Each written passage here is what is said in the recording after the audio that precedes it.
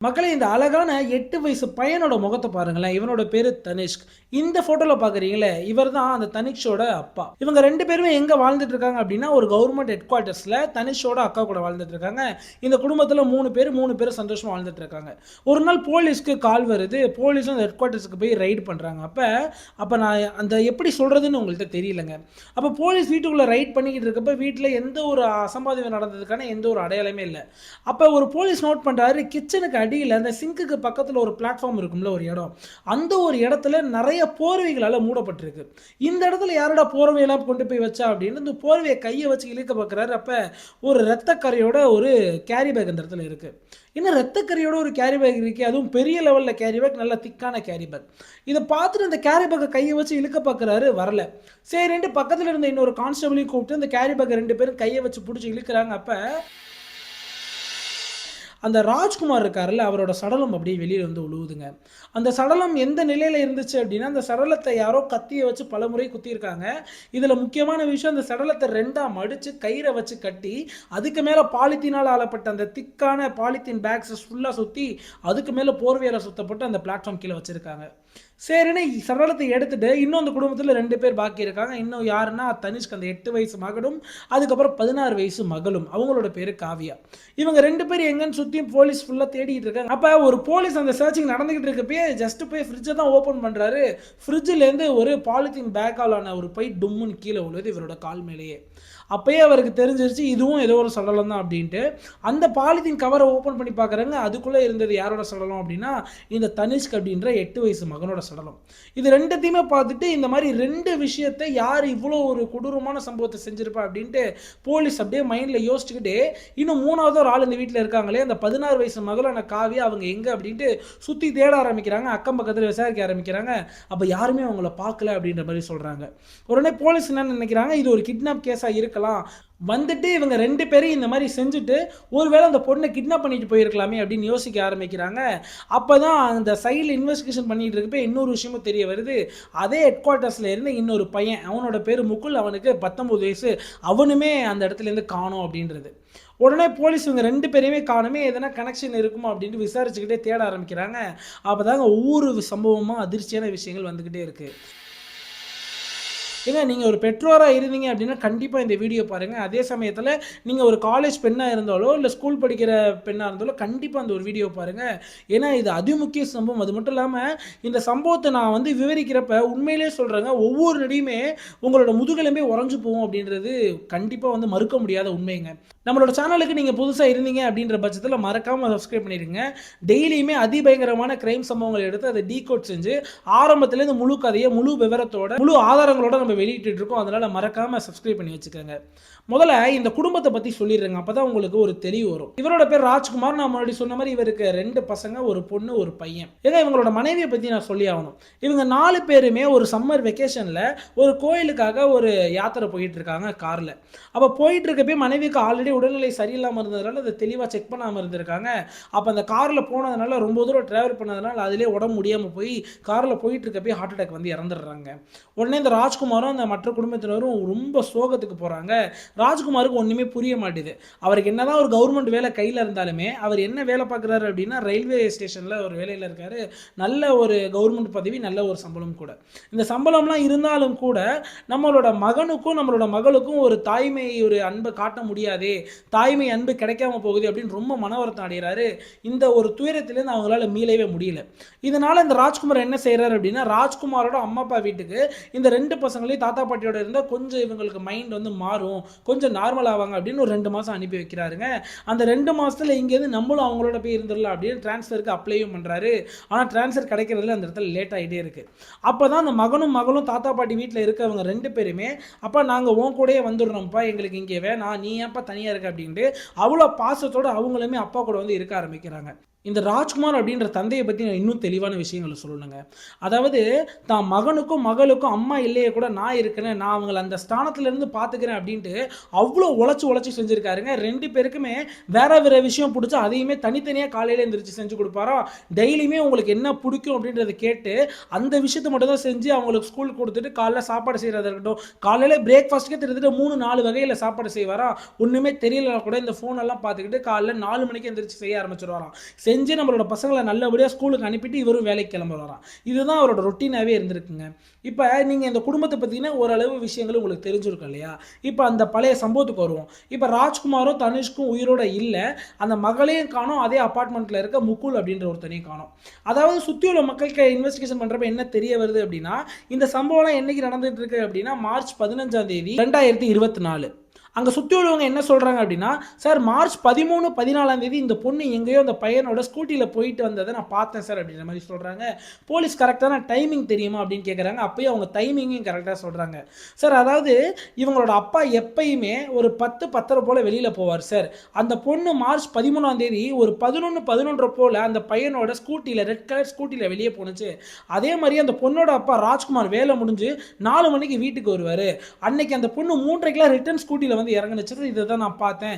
இது 13ஆம் தேதியும் நடந்துச்சு, 14 தேதியும் நடந்துச்சு அப்படின்ற மாதிரி சொல்றாங்க. அப்போ போலீஸ் இதை எதை பற்றி பார்க்குறாங்க அப்படின்னா, கண்டிப்பாக அந்த பையன் தான் ஏதோ செஞ்சுட்டு அவங்க அம்மா அப்பாவும் இந்த பொண்ணை கிட்னாப் பண்ணிட்டு போயிருப்பான் அப்படின்ற மாதிரி போலீஸ் கருத ஆரம்பிக்கிறாங்க. ஒருவேளை அந்த பொண்ணோட கன்சர்னோடு எல்லாமே நடந்திருக்கலாமே அப்படின்ற மாதிரி கருத ஆரம்பிக்கிறாங்க. உடனே இன்னும் மேலும் மேலும் செக் பண்ணிட்டு இருக்காங்க. சுற்றி உள்ள சிசிடிவி எல்லாம் செக் பண்ணுறாங்க. அப்போ இந்த ஒரு காட்சி நீங்கள் பார்க்குறீங்க இல்லையா, இது கரெக்டாக கிட்டத்தட்ட 12:30 மணிக்கு எடுக்கப்பட்ட காட்சிங்க சிசிடிவியில். அப்போ கரெக்டாக அந்த மார்ச் 15ஆம் தேதி சம்பவம் நடந்த அன்னைக்கு அந்த முகுல் அப்படின்றவன் அந்த ஹெட் குவார்ட்டர்ஸ்லேருந்து 12:30 மணிக்கு வெளியில் ஒரு காட்சி பதிவாயிருக்கு. அதே சமயத்தில் கரெக்டாக ஒரு 10 நிமிஷம் கழிச்சு 12:40 போல அந்த 16 வயசு பெண்ணான காவியா அவங்களுமே அந்த ஹெட் குவார்ட்டர் சொல்லிட்டு வெளியே போனது அதுவுமே பதிவாயிருக்கு. இது எல்லாத்தையுமே பார்த்துட்டு இதுக்கு அடுத்து உள்ள சிசிடிவி, அந்த செயின் ஆஃப் சிசிடிவிஸ் தொடர்ச்சியாக இருக்கும் இல்லையா, எல்லாத்தையும் செக் பண்ணிகிட்டே போகிறாங்க. அப்போ இவன் வந்து ஒரு ஸ்கூட்டியில் தனியாக எங்கேயோ போகிற மாதிரி இருக்குங்க. கடைசியில் பார்த்தா அந்த பெண் கூடயே ஸ்கூட்டியில் போகிற மாதிரி இருக்குது. இது எல்லாத்தையுமே பார்த்துட்டு போலீஸ்க்கு ஓரளவு ஐடியா கிடச்சிருச்சு, இவனுங்க எங்கேயோ கிளம்ப பார்க்குறானுங்க, எங்கன்னு தெரியல அப்படின்ற மாதிரி யோசிச்சுக்கிட்டே அடுத்தடுத்த சிசிடிவிலாம் செக் பண்ணுறாங்க. அப்போ தான் மேலும் பல அதிர்ச்சியான தகவல்லாம் தெரிஞ்சிச்சுங்க. கிட்டத்தட்ட ஒரு 12:50 போல ஒரு ரயில்வே ஸ்டேஷனில் உள்ள பார்க்கிங்கில் இவனுக்கு 2 பேருமே அந்த ஸ்கூட்டியில் உட்காந்துருக்கிறது போலீஸ் வந்து நோட் பண்ணுறாங்க. அதுவுமே சிசிடிவியில் தெளிவாக பதிவாயிருக்கு. நீங்கள் அதை பார்க்கலாம். இங்கே இவனுங்க அந்த ரெட் கலர் ஸ்கூட்டியை பார்க்கிங் பண்ணிட்டு ரயில்வே ஸ்டேஷனுக்குள்ளே என்ட்ரு ஆகிறானுங்க. ஜங்ஷன் 1ல் ஒரு ட்ரெயினில் ஏறுற மாதிரியான காட்சி அந்த இடத்துல பதிவாயிருக்குங்க. சரின்னா அப்போ போலீஸ் என்ன யோசிக்கிறாங்க அப்படின்னா, இவனுங்க ட்ரெயினில் ஏறி எங்கேயோ ஓடி போயிட்டானுங்க, அந்த ட்ரெயின் எங்கே போகுதுன்றது பார்க்கணும், அந்த ஸ்டேஷனில் அலாட் பண்ணணும், நம்ம அங்கே தான் போய் இவங்களை பிடிச்சாகணும், அதுக்கப்புறம் அங்கேருந்து எங்கே போனாங்களே தெரியலன்னு யோசிச்சுக்கிட்டு இருக்கப்பயே அங்கே உள்ள அதர் போலீஸ் சர்வீசஸ் எல்லாமே அந்த சிசிடிவியை மட்டும் செக் பண்ணாமல் வேறு ஜங்ஷனில் உள்ள எல்லா சிசிடிவியும் செக் பண்ணுறாங்க. அப்போ பயங்கரமான அதிர்ச்சியான ஒரு விஷயத்தை அவங்க பார்க்குறாங்க. அதாவது இவனுங்க ஜங்ஷன் 1லே ஒரு ட்ரெயினில் ஏறுற மாதிரி ஒரு பதிவு இருக்குது. ஆனால் ஜங்ஷன் 4வது ஜங்ஷன் வழியாக உள்ள ஒரு எக்ஸிட் வழியாக அந்த ரயில்வே ஸ்டேஷன்லேருந்து வெளியே போன மாதிரி ஒரு பதிவு இருக்குது. அப்போ போலீஸ் இந்த இடத்துல தெளிவாக புரிஞ்சுக்கிறாங்க, இவனுங்க 2 பேருமே ஒரு 16 வயசு பொண்ணு, ஒரு 19 வயசு பையன் மாதிரி பிஹேவ் பண்ணல. இந்த இடத்துல ஒரு அதிபயங்கர புத்திசாலியான கிரிமினல்ஸ் எப்படிலாம் போலீஸ்டேன்னு தப்பிப்பாங்களோ, எப்படிலாம் போலீஸை ஒரு லூப் ஹோலில் மாட்டி விட்டு அந்த லூப்பில் போலீஸ் சுத்த வச்சுட்டு ஒரு ஈஸியாக மெத்தடில் தப்பிப்பானுங்களோ அந்த மாதிரி இவனுக்கு செய்கிறானுங்க அப்படின்ட்டு போலீஸ் இந்த இடத்துல தான் யோசிக்க ஆரம்பிக்கிறாங்க. அந்த ஜங்ஷன் 4 வழியாக வெளியே போனவனுங்களை அப்படியே ட்ராக் பண்ணிகிட்டே போகிறாங்க சிசிடிவி மூலியமா. கிட்டத்தட்ட 3000க்கும் மேற்பட்ட சிசிடிவி ஃபுட்டேஜ் அவங்க செக் பண்ணி பார்த்துருக்காங்க. அப்போ இவனுக்கு 2 பேரும் கையை கோத்துக்கிட்டு ஒரு பஸ்ஸில் போகிற காட்சிக்கு இந்த இடத்துல நீங்கள் பார்க்கலாம். ஒரு பஸ் ஸ்டாண்டில் நடந்து போயிட்டு இருக்கானுங்க. அந்த காட்சி பதிவாயிருக்கு. அந்த மூலையில் ஒரு எல்லோ கலர் பஸ்ஸில் இருக்குல்ல, நடந்து போய் அந்த எல்லோ பஸ்ஸில் தான் ஏறி இருக்கானுங்க. அந்த பஸ்ஸை கண்டுபிடிச்சி அந்த பஸ்லையும் போய் விசாரிக்கிறாங்க. அப்போ அந்த கண்டக்டர் என்ன சொல்கிறார் அப்படின்னா, ஆமாம் சார், இவங்க 2 பேருமே என்னோட பஸ்ஸில் தான் வந்தாங்க. அந்த பொண்ணு ஒரு ஸ்டாப்பிங்கே இல்லாத இடத்துல என்கிட்ட வந்து, சார் என்னோட அப்பாவுக்கு உடம்பு முடியல, அவங்களுக்கு மெடிசன் வாங்கணும், அங்கே பக்கத்தில் தான் இருக்குது மெடிக்கல் ஷாப், என்ன இந்த இடத்துல இறக்கி விட்டிங்கன்னா நான் நடந்து போய் மெடிக்கல் ஷாப்பில் மாத்திரை வாங்குறதுக்கு வசதியாக இருக்கும், நான் ரொம்ப தூரம் போயிட்டேன், ரிட்டர்ன் ரொம்ப என்னால் நடக்க முடியாது அப்படின்ற மாதிரி சொன்னதான் அந்த கண்டக்டர் சொல்கிறாரு. அந்த கண்டக்டருமே இந்த பொண்ணு மேலே பரிதாபப்பட்டு அந்த ஒரு இடத்துல இறக்கி விட்டாராம். இப்போ போலீஸ்க்கு தெளிவாக புரிஞ்சிருச்சு, இவனுக்கு 2 பேரும் பயங்கரமான பிளான் போடுறாங்க. அதாவது இந்த பெரிய பெரிய கிரிமினல்ஸ் எல்லாமே ஒரு ரூட்டை மட்டும் ஃபாலோ பண்ணி ஓட மாட்டானுங்க, ஏன்னா ஈஸியாக போலீஸ் ட்ராக் பண்ணிடுவாங்க அப்படின்னு. அவங்களோட அந்த மோட் ஆஃப் டிரான்ஸ்போர்ட்டை மாற்றிக்கிட்டே இருப்பானுங்க. அதே மாதிரி இவனுங்களும் நடந்து போயிருக்கானுங்க, ஸ்கூட்டியில் போயிருக்கானுங்க, ட்ரெயினில் போயிருக்கானுங்க, பஸ்ஸில் போயிருக்கானுங்க. இப்போ பஸ்ஸை விட்டு இறங்கி வேற ஏதோ ஒன்று யூஸ் பண்ண போறானுங்க. இது எல்லாமே போலீஸ் அனலைஸ் பண்ணிட்டு சரி இன்னுமே இவனுங்களை சிசிடிவி வச்சு ட்ராக் பண்ணலான்னு பார்க்குறப்ப தான் போலீஸ்க்கு ஒரு பயங்கரமான சம்பவம் நடக்குது. அந்த ஏரியாவில் சுற்றி சிசிடிவியே இல்லை, இவனுங்க எங்கிட்டு போனானுங்கன்னே தெரிய மாட்டேது. அந்த ஏரியாவை சுற்றி உள்ள சிசிடிவி அனலைஸ் பண்ணுறாங்க, அங்கேயுமே தெரிய மாட்டேது. டோட்டலாக பிளைண்ட் ஆகிட்டாங்க போலீஸ் இந்த இடத்துல. அவனுங்க அந்த இடத்துல எங்கே போனானுங்கன்னே தெரியல. அப்போ இந்த முகுல் அப்படின்றவன் யாரு, அவனோட ஹிஸ்டரியை பற்றி தெரிஞ்சுக்கணும் அப்படின்ட்டு திருப்பி இன்வெஸ்டிகேஷனை ஸ்டார்டிங்லேருந்து ஆரம்பிக்கிறாங்க. அப்போ இந்த முகுலை பற்றின கேவலமான சம்பவங்களும் அந்த 16 வயசு பொண்ணான காவியா பற்றின சத்தியமாக சொல்கிறாங்க செருப்பால் அடித்தா கூட அதெல்லாம் தீராது. ஏன்னா அந்த லெவலில் இருக்கும் அந்த காரியங்களும் போலீஸுக்கு தெரிய வருது. அது என்னன்னு ஒவ்வொன்றா சொல்கிறேன். இவனுங்க 2 பேருமே காதல் பண்ணியிருக்கானுங்க. எப்படி அப்படின்னா, இந்த முகுல் அப்படின்ற ஒரு பாடி பில்டிங் தன்னோட 17 வயசுல பாடி பில்டிங் ஆரம்பிச்சு இப்போ 19 வயசுல இன்ஸ்டாகிராமில் ஃபோட்டோ போஸ்ட்லாம் போடுறோம்னா அந்த இமேஜஸ் அந்த இடத்துல போடுறோம் பார்த்துக்கோங்க. இதெல்லாம் பார்த்துட்டு அந்த பொண்ணுக்கு காதல் இவன் மேலே ஏற்படுறது. 2 பேருமே அந்த மோஜ் ஆப்பாக இருக்கட்டும், இன்ஸ்டாகிராம் ஆப்பாக இருக்கட்டும், இது மூலியமாக பேசிக்கிட்டு 2 பேரும் காதல் பண்ணிக்கிட்டு இருந்திருக்காங்க. காதல் பண்ணது மட்டும் இல்லாமல் அதே ஹெட் குவார்ட்டர்ஸில் ஒரு சில இடத்துல தனிமையிலும் இருந்திருக்கானுங்க. அதை ஃபர்ஸ்ட் டைம் என்ன நடக்குது அப்படின்னா, ஒரு சிலர் பார்த்துட்டு அந்த பொண்ணோட அப்பாவான ராஜ்குமார் சொல்கிறாங்க. அப்போ அவர் நம்பலையா, என் பொண்ணு இப்படிலாம் இருக்க மாட்டா, இந்த மாதிரி என் பொண்ணு மேல பழி போடாதீங்கன்ற மாதிரி பேசியிருக்காரு. ஒரு நாள் அந்த ராஜ்குமார் அவரே தன்னோட மகளை ஒரு மாதிரியான ஒரு கேவலமான பொசிஷன்ல அந்த முகுல் கூட பாக்குறாரு. பார்த்த உடனே அந்த இடத்துல அதிர்ச்சியாகி முகுல் அடி நடிச்சு அவனை போலீஸ்ல நிறுத்தி அவன் மேல போக்சோ வழக்கம் போடுறாங்க. கிட்டத்தட்ட போக்சோ வழக்கு போடுறப்ப அந்த பொண்ணையும் கூட்டு விசாரிக்கிறாங்க, அவன் இந்த மாதிரிலாம் செஞ்சானா அப்படின்ட்டு. அப்ப அந்த பொண்ணுமே அந்த முகுல் மேலதான் கம்ப்ளைண்ட் பண்ணிது. ஆமா, என்ன இந்த மாதிரி என்னோட கன்சர்ன் இல்லாம என்ன இந்த விஷயங்கள்லாம் செஞ்சான் அப்படின்ற மாதிரி அந்த முகுல் மேலே கம்ப்ளைண்ட் போட்டுருக்கு. பட் ஆக்சுவல் நடந்தது என்ன அப்படின்னா, அந்த பொண்ணோட கன்சர்னோட தான் எல்லாமே நடந்திருக்கு. உடனே போலீஸ் அவனை அரெஸ்ட் பண்ணி அவனை ஜெயிலையும் போடுறாங்க. கிட்டத்தட்ட ஒரு 15 நாள் வரையும் ஜெயில இருந்துட்டு பெயில ரிட்டர்ன் வராங்க. பெயில ரிட்டர்ன் வந்தவன்ட்ட திருப்பி அந்த பொண்ணு பேச ஆரம்பிக்குது, என்ன மன்னிச்சிரு, இந்த மாதிரி எங்க அப்பா தான் என்ன கம்பல் பண்ணி பேச ஆரம்பிச்சாரு, அதனாலதான் நான் வந்து அந்த இடத்துல இந்த மாதிரி பேசிட்டேன், நீ எப்படி நல்லா இருக்க அப்படின்ற மாதிரி திருப்பி இவனோட காதல் இன்னும் அதிகமாகுது. ஏன்னா 2 சைடுமே சிம்பத்தி பாக்குறானுங்க. இவன் வந்து அந்த பொண்ணை ஓகே அப்பாவால அப்படி பேசிருச்சுன்னு சிம்பத்தி பாக்குறான், இந்த பொண்ணு தனக்காக அவன் ஜெயிலுக்கு போயிட்டு வந்துட்டானே அப்படின்னு சிம்பத்தி பாக்குது. 2 பேருமே மேலும் லவ் பண்ண ஆரம்பிச்சுட்டே இருக்கானுங்க. அப்பதான் அதே ஒரு ஹெட் குவார்ட்டர்ஸ்ல வேற ஒரு இடத்துல 2 பேருமே கடல் பண்ணிக்கிட்டு பேசிக்கிட்டு இருக்காங்க. அப்ப அந்த சைடு போன செக்யூரிட்டி இவங்க 2 பேரையும் பார்த்துட்டு அதிர்ச்சியாய் கிட்ட வந்து, என்னம்மா இவ்வளவு கேவலமா இருக்க, உங்க அப்பாவுக்கு எவ்வளவு ஒரு மதிப்பு இருக்குன்றது தெரியுமா உனக்கு, உண்மையிலே சொல்றேன், இந்த ஹெட் குவார்ட்டர்ஸ்ல கிட்டத்தட்ட 100 குடும்பம் மேல வாழ்றாங்க, அதுல உங்க அப்பா மாதிரி ஒரு நல்ல மனுஷனை நான் பார்த்ததே கிடையாது, அதுவும் உங்க அம்மா இல்லாதப்ப அவர் பட்ட கஷ்டங்கள்லாம் நான் கண்ணால பார்த்துருக்கேன், உங்களுக்குலாம் என்ன குறை வச்சாரு, எவ்வளவு நல்ல விஷயங்களை செஞ்சுட்டு இருக்காரு, தயவு செஞ்சு உன்னோட இந்த மாதிரி கேவலமான விஷயத்தை விட்டுட்டு உங்க அப்பாவுக்காண்டி வாழ பாருங்க அப்படின்ற மாதிரி கேட்க ஆரம்பிக்கிறாரு. அப்போ ஒரு மாதிரி கோவப்படுறாங்க. அவ கோவப்பட்டு இருக்கப்ப இந்த இடத்துல முக்குள் ஒரு மாதிரி எதிர்த்து வந்திருக்கான். அப்போ செக்யூரிட்டி முக்குள்ள ரப்புன்னு அறையிறாரு. அரைஞ்சது மட்டும் இல்லாமல் உன்னாலதான் அந்த பொண்ணோட வாழ்க்கையை கெட்டு போக போகுது, தயவு செஞ்சு இந்த பொண்ணை விட்டுரு அப்படின்னு முகுலுக்கும் அட்வைஸ் பண்ணியிருக்காரு. என்ன தெரியுமாங்க பண்ண அந்த 16 வயசு காவியா, அதை கேட்கிறப்ப உண்மையிலே சொல்றாங்க இப்படி ரத்தம் கொதிக்குதுன்னே சொல்லலாம். நேராக அவங்க அப்பாட்ட போயிட்டு, அப்பா எப்போ நான் அந்த இடத்துல வாக்கிங் போயிட்டு இருந்தேன், அப்போ அந்த செக்யூரிட்டி வந்து என்ன தவறான உடல் ரீதியான விஷயங்கள் செய்ய முயற்சி பண்ணாரு, நான் பயத்தில் ஓடி வந்துட்டப்பா அப்படின்னு அவங்க அப்பாவான ராஜ்குமாரை கட்டி பிடிச்சி அழுதுருக்கு. உடனே அப்பாவுக்கு மிகப்பெரிய கோவம் வந்து, என்னோட மகளை இந்த மாதிரி செஞ்சுட்டியா அப்படின்ட்டு அந்த செக்யூரிட்டியை அங்கே உள்ள ஹெட் குவார்ட்டர்ஸ் மக்களை வச்சுட்டு அடின்னு அடிச்சு அந்த செக்யூரிட்டியை அந்த பணியிலேருந்து நீக்கம் செஞ்சு அந்த ஹெட் குவார்ட்டர்ஸ் விட்டு துரத்தி அடிக்கப்படுறாரு. அப்போ ஒரு சில ரிப்போர்ட்டர்ஸ் மென்ஷன் பண்ணுறாங்க, அங்கே உள்ள லோக்கல் பீப்புள்ஸ்ட்டு எடுத்த ரிப்போர்ட் வச்சு அந்த செக்யூரிட்டி இந்த மாதிரி அடிச்சு துரத்து அன்னைக்கு அந்த செக்யூரிட்டி அந்த ரோட்டு வாசல் நின்று அவ்வளோ கதறி அழுதாராம், தலையில் அடிச்சுக்கிட்டு நமக்கு இதெல்லாம் தேவையா, நம்ம நல்லது செய்ய போய் இந்த மாதிரி நடந்துச்சு அப்படின்ட்டு அவ்வளோ கதறிக்காரு. ராஜ்குமார்கிட்ட இவர் என்னதான் இந்த விஷயத்தை கன்வே பண்ண வந்தாலும் ராஜ்குமார் அதை ஏற்றுக்கிற தேவை இல்லைங்க. ஸோ இப்போ போலீஸ்க்கு ஓரளவு இந்த ஒரு பேக்ரவுண்ட் விஷயங்கள் எல்லாமே தெரிய வருது, இந்த முகுல் ரவி யாரு, இந்த பிரச்சனைகள்லாம் என்னென்ன இருந்திருக்கு இந்த குடும்பத்தில் அப்படின்ட்டு. இருந்தாலுமே போலீஸ்க்கு எந்த ஒரு டிஜிட்டல் எவிடன்ஸை வச்சுமே இவனுங்களை ட்ராக் பண்ண முடியலைங்க. ஏன்னா இவனுங்க 2 பேருமே அவ்வளோ சேஃபாக இருக்கணும் அப்படின்றதுக்காக இவங்களோட மொபைலை யூஸ் பண்ணவே இல்லையா. அப்போ போலீஸ் என்ன செய்யறானுங்க, இவனோட சிம்மை எல்லாம் தூக்கி போட்டு வேற சிம்ஸ் இவனுங்க யூஸ் பண்ணியிருக்கானுங்க.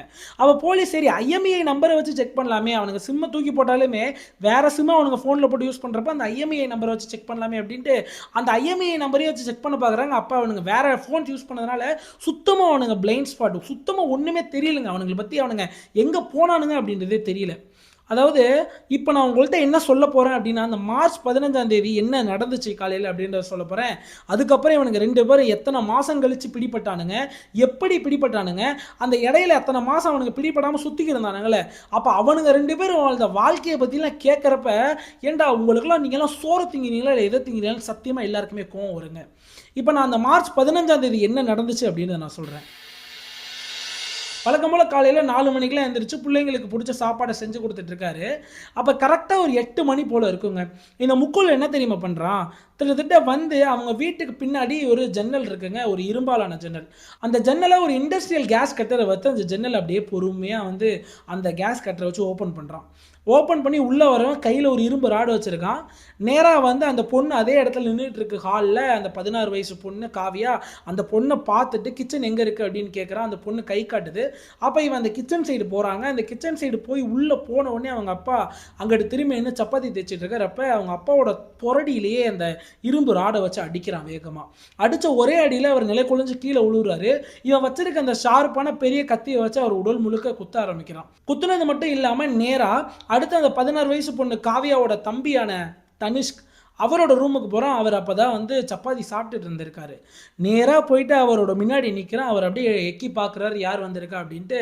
அந்த பார்த்துட்டு இருக்க அந்த ஒரு நொடியிலேயே தான் கையில் வச்சுருந்த அந்த இரும்பு ராடை வச்சு அந்த 8 வயசு பையனு கூட பார்க்காம தலையிலே அடிக்கிறான். அவங்க அந்த இடத்துலேயே ஸ்பாட் அவுட் ஆகுறாங்க. அது மட்டும் இல்லாமல் அதை உறுதிப்படுத்தியதுக்காக கத்தியை வச்சு உடம்புல நிறைய குத்துகளும் குத்துறாங்க. ஸோ அதுக்கப்புறம் கதவெல்லாம் சாத்திட்டு இதெல்லாம் நடந்துக்கிட்டு இருக்கப்பயே இவ எல்லாத்தையும் பிளான் பண்ணது எல்லாத்துக்கும் உடந்தையாக இருந்தது இவ தான். யார்? இந்த 16 வயசு காவியா தான். இந்த இடத்துல இதெல்லாம் நடந்துட்டு இருக்கப்ப இந்த ரத்தத்தை பார்த்து பயத்துல கத்த ஆரம்பிச்சிட்டாலாம் சவுண்டா. இதெல்லாம் என்ன நடக்குது? அந்த ஹெட் குவார்ட்டர்ஸ் இந்த செக்யூரிட்டிக்கு காதுல சவுண்டு கேட்குது.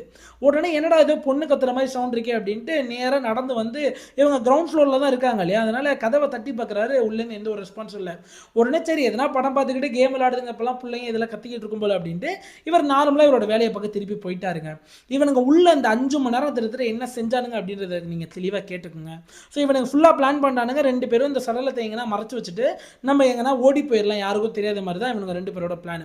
அதுக்காக என்ன செய்யறானுங்க அப்படின்னா இவனுங்க அந்த 2 நாள் முதல்ல நான் சொல்லியிருந்தேன் இல்லையா, அங்க இன்வெஸ்டிகேஷன் பண்ணப்ப ஒரு சில அந்த ஹெட் குவார்ட்டர்ஸ்ல உள்ளவங்க மார்ச் 13ஆம் தேதி 14ஆம் தேதி இந்த பொண்ணு இந்த பையனோட ஸ்கூட்டர்ல எங்கேயோ போயிட்டு வந்ததை பார்த்தோம் அப்படின்ட்டு அந்த 2 நாள் என்ன செஞ்சிருக்கானுங்க அப்படின்னா இந்த கேஸ் இண்டஸ்ட்ரியல் கேஸ் கெட்டர் வாங்குறதா இருக்கட்டும், இந்த பாலித்தீன் பேக்ஸ் வாங்குறதா இருக்கட்டும், பிளாங்கெட்ஸ் வாங்குறதா இருக்கட்டும், கத்தி வாங்குறதா இருக்கட்டும், இந்த மாதிரியான விஷயங்கள் எல்லாமே இந்த 2 நாள் ஃபுல்லா போய் ஷாப்பிங் பண்ணியிருக்கானுங்க. என்ன பண்றானுங்க, அந்த 2 சடலத்தையும் எடுத்து ஃபர்ஸ்ட் தண்ணியை வச்சு ஃபுல்லா சடலத்தை வாஷ் பண்றாங்க. அப்புறம் அந்த சரையில சிந்தின ரத்தம் எல்லாத்தையுமே வாஷ் பண்ணி ஃபுல்லா க்ளீன் பண்ணி முடிச்சுட்டு அந்த உடலை ஃபர்ஸ்ட் மடக்குறான். ஏன்னா வந்து அவர் கொஞ்சம் ஹைட்டா இருந்ததுனால ராஜ்குமார் அவரோட சடலம் ரொம்ப ஹைட்டா இருக்கு, அந்த பாலித்தீன் பேக்ல செட் ஆக மாட்டேதுன்னு உடலை மடக்கி அதை கயிறை வச்சு கட்டுறான். ஏன்னா அந்த உடல் திருப்பி அதோட பொசிஷன் போயிடும் அப்படின்ட்டு கயிறை வச்சு கட்டிட்டு அந்த பாலித்தீன் பேக்ல போட்டு கிச்சனுக்கு கீழே உள்ள பிளாட்ஃபார்ம்ல தள்ளி வச்சுட்டு அதுக்கு மேல பிளாங்கெட்லாம் வச்சு மூட ஆரம்பிக்கிறான். அதுக்கப்புறம் அந்த 8 வயசு பையனோட உடல் ரொம்ப சின்னதாக இருந்ததுனால அதை எளிமையாகவே அந்த பாலித்தீன் கவரில் ஃபுல்லாக சுற்றிட்டு அதுலேயுமே ரத்தங்கள் எதுவுமே இல்லாத மாதிரி ஃபுல்லாக க்ளீன் பண்ணிட்டு 2 சடலத்தையும் தான் வைக்கிறானுங்க. அந்த 8 வயசு பையனை தூக்கி ஃப்ரிட்ஜுக்குள்ளே வச்சிடறானுங்க. ஃப்ரிட்ஜுக்குள்ளே வச்சுட்டு இவனுக்கு 2 பேரும் பிளான் பண்ணுறாங்க, நம்ம ஓடி போகிறோம், கண்டிப்பாக நம்மளுக்கு எனர்ஜி அதிகமாக வேணும், அதில் நம்ம சாப்பிட்றலாம் அப்படின்ட்டு. பாருங்க அந்த காவியா சனியனே அந்த கிச்சனில் போயிட்டு பாருங்க தன்னோட அப்பாவை இவ்வளோ ஒரு கொடூரமான சம்பவத்தை பண்ணிட்டு அந்த கிச்சன்லேயே சப்பாத்தி செஞ்சு 2 பேருமே சாப்பிட்றாங்க, வயிறு முட்டை சாப்பிட்றானுங்க. சாப்பிட்டு முடிச்ச அப்புறம் என்ன நடக்குது அப்படின்னா இந்த இடத்துலேருந்து கிளம்பணும் அப்படின்ற சொல்கிறாங்க. அப்போ இந்த பொண்ணு வந்து ஒரு விஷயத்த சொல்லுதுங்க, அதாவது நம்ம வந்து இதை தெரியப்படுத்திடலாம், யாருன்னா தெரியப்படுத்தி நம்ம கிளம்பிடலாம் அப்படின்ற மாதிரி சொல்கிறது. உடனே இந்த பையன் ஏன்னு கேட்குறான், அப்படி இல்லை நம்ம நாளைக்கு போலீஸ்ட்ட மாட்டினாலுமே என் மேலே எதுவும் கேஸ் வந்துடக்கூடாது அப்படின்ற மாதிரி சொல்லுது. அதுக்கு அந்த பையனும் முக்களும் ஆமா ஆமா நாளைக்கு மாட்டினாலுமே நான் மட்டும் தான் மாட்டணும், நீ மாட்டக்கூடாது அப்படின்றதுனால ஒரு மாதிரி பதட்டமா இருக்க மாதிரி ஒரு வாய்ஸ் மெசேஜ் அனுப்புறாங்க. யாருக்கு அப்படின்னா அந்த காவியாவோட ஒரு கசின் சிஸ்டருக்கு மெசேஜ் அனுப்புது. இந்த மாதிரி முகுல் அப்படின்ற பையன் என்னோட அப்பாவையும் என்னோட தம்பியையும் உயிரை எடுத்துட்டான் அப்படின்ற மாதிரி ஒரு வாய்ஸ் மெசேஜில் சொல்லி அனுப்பிச்சு விடுது. ஆனால் கஷ்ட காலத்தை பார்த்தீங்க அப்படின்னா அந்த வாய்ஸ் மெசேஜ் அவங்க ரிசீவ் பண்ணிட்டாங்க. ஆனால் 4 மணி நேரம் கழிச்சு தான் அந்த வாய்ஸ் மெசேஜ் அவங்க பார்த்துருக்காங்க. அதுக்கப்புறம் தான் போலீஸ்க்கு தெரியப்படுத்தி அதுக்கப்புறம் தான் போலீஸ் இந்த இடத்துக்கு வந்ததா வந்து சொல்கிறாங்க. இப்போ இந்த ஒரு விஷயத்துக்கு வருவோம். எல்லாம் முடிச்சுட்டு நீ ஃபஸ்ட்டு வெளியே போயிரு, நான் 10 நிமிஷம் கழிச்சு வரேன் அப்படின்ற மாதிரி சொல்கிறா. அப்போ தான் கரெக்டாக 12:30க்கு இந்த முக்குள் வந்து நடந்து வெளியே வராப்புல. அதான் சிசிடிவியில் நீங்கள் முன்னாடியே பார்த்துருவீங்க. அதுக்கப்புறம் ஒரு 10 நிமிஷம் கழிச்சு இவன் வர. அதுக்கப்புறம் தான் இவனுக்கு அந்த ஓடி போய் டிஃப்ரெண்ட் டைப்ஸ் ஆஃப் அந்த டிரான்ஸ்போர்ட்லாம் யூஸ் பண்ணி போலீஸால் கண்டே பிடிக்க முடியல. இப்போ இவ்வளோ விஷயங்கள் தெரிய வருதுங்க. இப்போ முக்கியமான விஷயத்த சொல்கிறேன், இவனுக்கு 2 பேர் எத்தனை மாதம் கழிச்சு மாட்டினானுங்க, அதாவது அந்த மாதத்துல இவனுக்கு என்னென்னலாம் செஞ்சானுங்க அப்படின்றத சொல்கிறேன். கிட்டத்தட்ட 2.5 மாசம் போலீஸோட வேட்டைங்க. இந்த 2.5 மாசமும் போலீஸ் எந்த ஒரு டிஜிட்டல் விஷயத்தையுமே நம்பல. ஏன்னா எதுவுமே டிஜிட்டல் விஷயம் கை கொடுக்கல இவங்களுக்கு. மொபைல் ஃபோன், சிசிடிவிலாம். அதனால இந்த முக்குலோட ஃபோட்டோகிராஃபை ஃபுல்லா சர்க்குலேட் பண்றாங்க. லோக்கல் போலீஸ் ஸ்டேஷனா இருக்கட்டும் சுத்தி. அது மட்டும் இல்லாம ரயில்வே ஜங்ஷன்ஸ், பஸ் ஸ்டாண்ட்ஸ் இவனை பார்த்தா தகவல் தெரிவிங்க அப்படின்னு. அப்படி இவனுங்க சின்ன சின்ன கடையில தண்ணி பாட்டில் வாங்க போறப்ப, ஸ்நாக்ஸ் வாங்க போறப்ப இதில் ஷூஸ், ட்ரெஸ்ஸஸ்லாம் நீங்க வாங்கியிருக்காங்க. இந்த நீங்க இமேஜஸ்லேயே அதெல்லாம் பார்க்கலாம். இந்த பொண்ணு ஒவ்வொரு டைமும் ஒவ்வொரு ஷூ போட்டு நடக்கிறது. அப்போ இதெல்லாம் வச்சு இவனுங்க இங்கே தான் இருக்கானுங்க அப்படின்னு ஓரளவு கணிச்சு போலீஸ் போகிறாங்க. கிட்டத்தட்ட 2.5 மாதம் ஆயிடுச்சு சின்ன சின்னதாக கணிக்கிறதுக்கு. ஏன்னா அவனுங்க விதவிதமாக அப்படியே மாறிக்கிட்டே இருக்கானுங்க. இந்த 2.5 மாதத்தில் இவனுங்க நேபாளுக்கு ஓடி போகலாம் அப்படின்னு பிளான் போட்டிருக்காங்க. நேபாள் பார்டரே போய் ரீச் பண்ணிட்டாங்க. நேபாள் பார்டரில் ரீச் பண்ணுறப்ப இவனுங்கள்ட்ட அந்த ட்ராவல் பண்ணுறதுக்கு உரிய இன்டர்நேஷனல் டாக்குமெண்ட்ஸ் எதுவுமே இல்லாததுனால அங்கேருந்து திருப்பி அனுப்பப்படுறாங்க இவனுங்க 2 பேருமே. இவனுங்க அலைஞ்சிக்கிட்டே இருக்காங்க. அப்போ போலீஸ் சரி டிஜிட்டல் டிரான்சாக்ஷன் வச்சு எதனா செக் பண்ண முடியுமா, இவனுங்க ஏடிஎம் கார்டு எதுவும் யூஸ் பண்ணுறானுங்க பார்த்தா இவங்களோட சொந்த ஏடிஎம் கார்டு ரெண்டுமே யூஸ் பண்ணவே இல்லைங்க. சரி அப்புறம் எப்படா இவனுங்க இவ்வளோ பணம் செலவு பண்ணி அந்த கேஸ் கட்டு வாங்கினதா இருக்கட்டும், மிச்ச விஷயம்லாம் பண்ணதா இருக்கட்டும், இப்போ 2.5 மாதம் இவனுங்க அந்த உயிர் பிழைக்கிறதுக்கான பணம்லாம் எங்கேருந்து வந்துச்சு அப்படின்னு கேட்டிங்கன்னா, அந்த 13, 14ஆம் தேதியே கிட்டத்தட்ட 1 லட்ச ரூபா வரையும் அவங்க அப்பா கார்டுலேருந்து வித்ரா பண்ணியிருக்கா அந்த காவியா அப்படின்றவ. அந்த காசை வச்சு தான், அந்த 1 லட்ச ரூபாய் வச்சு தான் இவனுங்க அந்த 2.5 மாதம் ஃபுல்லாக வாழ்ந்துட்டு இருக்கானுங்க. அதாவது போக போக அந்த 2.5 மாசத்துல இவனுங்க எங்கேயும் ஹோட்டல்லாம் புக் பண்ணி தங்கலைங்க. ஏன்னா இவனுங்க 2 பேர்கிட்டையும் ஆதார் கார்டு அந்த ஒரு டாக்குமெண்ட்ஸ்லாம் இல்லை. அதனால எங்கேயுமே இவங்களால ஹோட்டலில் வந்து தங்க முடியல. முக்கியமான விஷயம் என்னென்னு, இவனால அந்த காசும் கம்மியாக இருந்ததுனால இவனுங்க அங்கங்கே ரயில்வே ஸ்டேஷனாக இருக்கட்டும், அங்கங்கே பார்க்காக இருக்கட்டும், அங்கங்கே பஸ் ஸ்டேஷன்ஸ், இந்த மாதிரி விஷயங்கள்லாம் இவனுங்க தூங்கிட்டு இருந்திருக்கானுங்க. அதுவுமே இவனுங்க நாள் முழுக்க ஒன்றா இருக்க மாட்டானுங்களாம். ஒன்றா இருந்தால் சிசிடிவியில் வந்து நம்ம மாட்டிப்போம் அப்படின்றதுனால சிசிடிவி இல்லாத ஏரியாவுக்கு தான் நடந்து போகிறது, சிசிடிவி இல்லாத பஸ் ஸ்டாண்ட் சைடு தான் நடந்து போகிறது. 2 பேரும் ஒரு இடத்துல உட்கார்றப்ப கூட தனித்தனியாக பிரிஞ்சு உட்காருறது, ஒரு பார்க்கில் போய் உட்கார்றப்ப தனியாக பிரிஞ்சு உட்காருது. ஏன்னா ஒன்றா உட்காந்து எங்கேருந்து வந்திருக்கா, யார் நீன்னு கேள்வி கேட்பாங்க அப்படின்ட்டு. இதே மாதிரியே திருத்திட்டு 2.5 மாதம் சுற்றிட்டு இருந்திருக்கானுங்க. இதில் முக்கியமான விஷயம் என்ன அப்படின்னா, இவனுக்கு 2 பேருக்கும் ஒரு செட் ஆஃப் டைமில் சுத்தமாக காசு எல்லாமே காலி ஆயிருதுங்க. அப்போ சாப்பாடுக்கே வழி இல்லாமல் போய் போய் பிச்சை எடுத்திருக்கானுங்க காலேஜ் வாசல்னு, காலேஜ் பசங்கள்ட்டலாம். அது மட்டும் இல்லாமல் அந்த காலேஜ் பசங்கள்ட்ட பிச்சை எடுக்கிறமே கூட இந்த மாதிரி எனக்கு பஸ்ஸுக்கு காசு இல்லை, பஸ்ஸுக்கு காசை மிஸ் பண்ணுறேன் அப்படின்னு பிச்சை எடுத்து அந்த பிச்சையில் தான் சோறு இருக்கானுங்க. அது மட்டும் இல்லாம கோயில் கோயிலா போய் அலைஞ்சிருக்கானுங்க, அன்னதானம் கூணம் கூடமா அலைஞ்சிருக்கானுங்க, அப்படிதான் சாப்பிட்டு இருந்திருக்கானுங்க. அதுக்கப்புறம் சரி எதனா வேலை தேடுவோமே அப்படின்னு 2 பேரும் பிரிஞ்சு போய் வேலை தேடிக்கிட்டு இருக்கப்பதான் போலீஸ் இந்த காவியாவை ஈஸியா நோட் பண்ணி கார்னர் பண்ணி ஒரு இடத்துல அரெஸ்ட் பண்ணிட்டாங்க. திரும்ப என்னைக்கு அரெஸ்ட் பண்ணாங்க அப்படின்னா மே 27ஆம் தேதி அரெஸ்ட் பண்றாங்க இந்த காவியாவை. இந்த காவியாவை அரெஸ்ட் பண்ணிட்டு இந்த காவியாட்ட விசாரிச்சு நிறைய விஷயங்கள் எடுத்துட்டாங்க. அதுக்கப்புறம் மே 28ஆம் தேதி அந்த முக்குள் அவனாவே இனிமேல் நம்ம ஓடி எந்த பிரயோஜனம் இல்லை அப்படின்ட்டு அவனாவே போலீஸ் ஸ்டேஷன்ல வந்து ஆஜராகிறா. நான் தான் இந்த கொலைகள் செஞ்சேன், அந்த பொண்ணு எதுவும் செய்யல, அந்த பொண்ணு ஜஸ்ட் என் கூட தான் வந்துச்சு என்ன லவ் பண்ண காரணத்தினால அப்படின்ட்டு முழு வாக்குமூலம் கொடுத்து அவங்க போலீஸ்ல சரண்டர் ஆயிட்டாங்க. ஸோ இப்போ என்ன நடக்கும்னு வைங்களேன், இவனுக்கு ஒரு அதிகபட்ச தண்டனையாக வந்து ஃபஸ்ட்டு வந்து வாய்ப்புகள் என்னென்ன இருக்குது அப்படின்னா, ஒரு 20 வருஷம் 30 வருஷம் கொடுக்கலாம். அப்படி இல்லைன்னா கண்டிப்பாக வந்து அவன் 2 விஷயங்கள் செஞ்சதுனால கண்டிப்பாக இவனுக்கு வந்து ரெட் பெனல்ட்டி கொடுக்க அதிக சான்சஸ் இருக்குது. ஆனால் இந்த சைடு இந்த 16 வயசு கிரிமினலை பாருங்களேன், காவியாவை கிட்டத்தட்ட அவள் வேற மைனர் அப்படின்றத கண்டிப்பாக ஜுமைனல் ஹோமுக்கு தான் அனுப்புவாங்க. அது நீங்கள் எவ்வளோ பெரிய விஷயங்கள் செஞ்சிருந்தாலுமே அதிகபட்ச தண்டனை எவ்வளோதான் அந்த சிறுவர் சீர்திருத்த பள்ளியில் அப்படின்னா வெறும் 3 வருஷம் தான். கண்டிப்பாக இவளுக்கு வெறும் 3 வருஷம் மட்டும்தான் கொடுப்பாங்க. ஏன்னா அவளோட வயசு வெறும் 16 வயசு. இந்த இடத்துல யோசிச்சு பாருங்களேன், ஒரு அம்மா இல்லாமல் ஒரு அப்பா அந்த பெண்களுக்கு அவ்வளோ சாப்பாடு அவ்வளோ செஞ்சு கொடுத்துருக்காரு. கிட்டத்தட்ட 4 மணிக்கெல்லாம் எழுந்திரிச்சு அந்த ஒரு கிராட்டிடியூட் கூட இல்லை. ஒரு அப்பாவை அந்த இடத்துல இந்த மாதிரியான சம்பவம் செஞ்சுட்டு அதே இடத்துல சாப்பாடு செஞ்சு சாப்பிட்ருக்கா அப்படின்னா இவளுக்கெல்லாம் என்ன தண்டனை கொடுக்கலாம்? 3 வருஷம் போதுமாங்க. அப்படியே பாருங்களேன், இவ எவ்வளோ சேஃபாக இருந்திருக்கான்னு நீங்கள் பாருங்க. இவ போக்சோல இவனை இவங்க அப்பா அரெஸ்ட் பண்ணப்போ கூட இவ உண்மையாக அவனை காதல் பண்ணியிருந்தா நான் என் கன்சென்ட்டோட தான் பண்ணேன், என்னையும் அரெஸ்ட் பண்ணுங்க, நான் பண்ணது தப்பு தான் அப்படின்ற மாதிரி பேசியிருக்கலாம். அப்பயுமே இவளை பாருங்களேன், இவ தப்பிச்சுட்டா. ஆமா இவன் என்ன இந்த மாதிரி பண்ணிட்டான், இவன் அரெஸ்ட் பண்ணுங்கன்னு சொல்லிட்டு அவனு போய் 15 நாள் ஜெயிலில் இருந்துட்டு வந்துட்டான். அதுக்கு அடுத்து இவ பண்ண குற்றத்தை பாருங்களேன், அந்த செக்யூரிட்டிக்கு வருவோம். அந்த செக்யூரிட்டி அதே மாதிரி தான். அவர் கண்டிப்பாக செக்யூரிட்டினா ஒரு வாழ்வாதாரத்தில் கம்மியாக இருக்கிறவங்க செக்யூரிட்டி வேலையில் இருக்காங்க, ரொம்பலாம் சம்பாதிக்க மாட்டாங்க. அவ ஒரு நல்லது சொல்ல போய் அவர் மேலே ஒரு தப்பான குற்றச்சாட்டை போட்டு இவ ஒரு பெண்ணாக இருக்கிற காரணத்தினால இவளோட அந்த பாய் ஃப்ரெண்ட் அரைஞ்ச கோவத்தினால இவ ஒரு செக்யூரிட்டியோட வாழ்க்கையே முடிச்சு விட்டா. அந்த ஒரு வேலையை நீக்கி தப்பான விஷயங்களை சொல்லி அவருக்கு வேலை போனதை விட அவரோட பேர் எவ்வளோ அசிங்கமான வார்த்தைகள் அந்த மக்கள்லாம் பேசியிருப்பாங்க. வேற இவ்வளோ மாதிரி ஒரு கிரிமினலுக்கு வெறும் 3 வருஷம் தண்டனை போதுமாங்க? மறக்காம கமெண்ட்ல சொல்லுங்க. கண்டிப்பாக அவன் செஞ்சது மிகப்பெரிய குற்றம், இவளையும் அந்த குற்றத்தில் சேர்க்கணுங்க, இவளுக்கும் மிகப்பெரிய தண்டனை கொடுக்கணும். ஆனால் அதுக்கு சட்டம் இடமே கிடையாதுங்க. நான் எவ்வளோ பேசினாலுமே அந்த தண்டனை கொடுக்க போகிறது கிடையாது. நீங்கள் எவ்வளோ கமெண்ட்ல சொன்னாலுமே அந்த தண்டனை அவளுக்கு கிடைக்க போகிறது கிடையாதுங்க. பார்க்குற ஒவ்வொரு மக்களுமே கண்டிப்பாக வந்து கமெண்ட் செக்ஷனில் சொல்லிட்டு போங்க, இந்த அளவு வந்து கொடூரமான விஷயங்களை இவ யோசிச்சு இந்த அளவு பயங்கரமான விஷயங்கள் செஞ்சிருக்கா அப்படின்னா இவளுக்கு அந்த 3 வருஷ தண்டனை ஏற்றவே கிடையாது அப்படின்றதான் எல்லாரோட கருத்துமே. இந்த ஒரு சட்டத்தை மாற்றி அமைக்கணும் அப்படின்னா நீங்கள் எப்படி எப்படிலாம் இதை நம்ம மாற்றி அமைக்கலாம் அப்படின்றத சொல்லுங்கள். ஏன்னா இப்போ எதனால் அந்த சட்டம் இருக்குது அப்படின்றது நம்ம புரிஞ்சுக்கணும். அவங்களுக்கு ஒரு மெச்சூரிட்டி கிடையாது, அவங்களுக்கு முடிவெடுக்கும் தன்மை அந்த வயசில் இருக்காது, அதனால தப்பாக முடிவு எடுத்துருவாங்க, அதனால அவங்க வாழ்க்கை ஃபுல்லாக தப்பானவங்க நம்ம சொல்லிட முடியாது அப்படின்ற ஒரு கருத்து தான் அந்த சைட்லேருந்து வைக்கிறாங்க. இந்த 3 வருஷம் தண்டனை மட்டும் இருக்கிறதுக்கு இன்னும் பல்வேறு பயாலஜிக்கல் கருத்துக்கள் இருக்கலாம், இன்னும் பல்வேறு சைக்காலஜிக்கல் கருத்துக்கள் இருக்கலாம். பட் இருந்தாலுமே கோரான கருத்து அந்த ஒரு வயசில் எது நல்லது கெட்டதுன்னு அறியிற தன்மை இருக்காது. அதனால அவங்க செஞ்ச தப்புக்காக அவங்க வாழ்க்கை ஃபுல்லாக சிறை தண்டனை அனுபவிக்கணுன்றது கிடையாது. அதனால அந்த 3 வருஷம் அந்த மாதிரி வயது கம்மியாக இருக்கவங்களுக்கு போதும் அப்படின்றது அவங்களோட ஒரு கருத்து. இதை நீங்கள் எப்படி பார்க்குறீங்க, இதை நீங்கள் எப்படி டிபேட் பண்ண விரும்புகிறீங்க அப்படின்றத மறக்காமல் கமெண்ட் செக்ஷனில் சொல்லுங்கள். ஏன்னா நிறைய பேரோட கருத்துக்கள்லாம் நம்ம கேட்கணுங்க. அப்போ தான் வந்து நிறைய விஷயங்கள் புது புது விஷயங்கள் தெரிய வரும், புது புது சட்ட மாற்றங்கள்லாம் நடக்கும். அதனால் மறக்காமல் இதை ஒரு ஒரு 2 செகண்ட் யோசிச்சு எதனால் இந்த மாதிரி இருக்குது, இது இந்த மாதிரி மாற்றி அமைக்கலாமே, ஒருவேளை அந்த சிவியாரிட்டி படி கொடுக்கலாமே, எதுக்காக வந்து அந்த வயசை இன்னும் நம்ம பார்க்கணும், அது மட்டும் இல்லாமல் இந்த 17 வயசு அப்படின்றது இன்னும் கொஞ்சம் குறைச்சிடலாமே. ஏன்னா அந்த முன்னாடி காலத்தில் ஃபோன்ஸ் கிடையாது, எதுவுமே கிடையாது, 18 வயசு வரையும் எது நல்லது கெட்டதுன்ற அந்த ஒரு அறிவு இல்லாமல் இருந்துச்சு பழங்காலத்தில். ஏன்னா அந்தளவு டெக்னாலஜி கிடையாது, அந்தளவு நாலேஜை கிராப் பண்ணிக்கிற விஷயங்கள் எதுவுமே இல்லை. இப்போ ஃபோன் இருக்கிறதுனால 10 வயசு பையலுக்கு எல்லாமே தெரியுதுங்க. நீங்கள் வந்து இல்லைன்னு சொன்னாலும் மறுத்தாலும் அதுதான் நிதர்சனமான உண்மையே. ஏன்னா ஒரு 20 வயசு 25 வயசுல தெரியக்கூடிய விஷயம் எல்லாம் இப்போ 10 வயசுல எல்லாருக்கும் தெரியுது. காரணம் அந்த மொபைல் ஃபோன் தான். அதனால இந்த ஒரு மாற்றங்கள்லாம் இருக்கிறதுனால கண்டிப்பாக வந்து சட்டங்களும் மாறணும்னு நான் நினைக்கிறேன். அது நீங்கள் எப்படி நினைக்கிறீங்க அப்படின்றத மறக்காமல் கமெண்ட்டில் சொல்லுங்கள். அதே சமயத்தில் நம்ம 40,000 சப்ஸ்கிரைபர் வச்சுருக்கோம், மிகப்பெரிய நன்றி. ஸோ உங்களுக்கு டைம் இருந்தால், என்ன பிடிச்சிருந்தா, என்னோட கதை விளங்கும் சுவாரஸ்யம் பிடிச்சிருந்தா மறக்காமல் என்னோட 2வது சேனல் எஸ்பி ஃபைல்ஸ் இந்த இடத்த நீங்கள் கிளிக் பண்ணிங்கன்னா இந்த வீடியோ போய் பார்க்கலாம். அந்த சேனலை சப்ஸ்கிரைப் பண்ணிங்கன்னா எனக்கு மிகப்பெரிய உதவியாக இருக்கும். நன்றி, வணக்கம்.